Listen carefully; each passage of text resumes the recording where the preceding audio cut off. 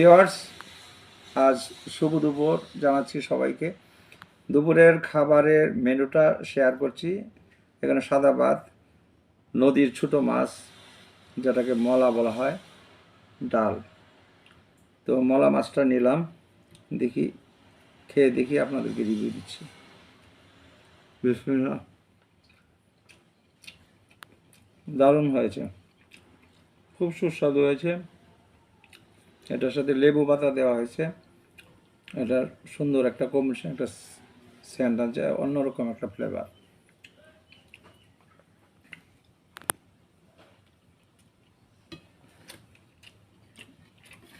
ডালটা সুন্দর হয়েছে, অত্যন্ত গ্রেভি কালার। টমেটো দেওয়া হয়েছে, টমেটো দিয়ে পাক করা হয়েছে। ডালটা একটু খেয়ে দেখি।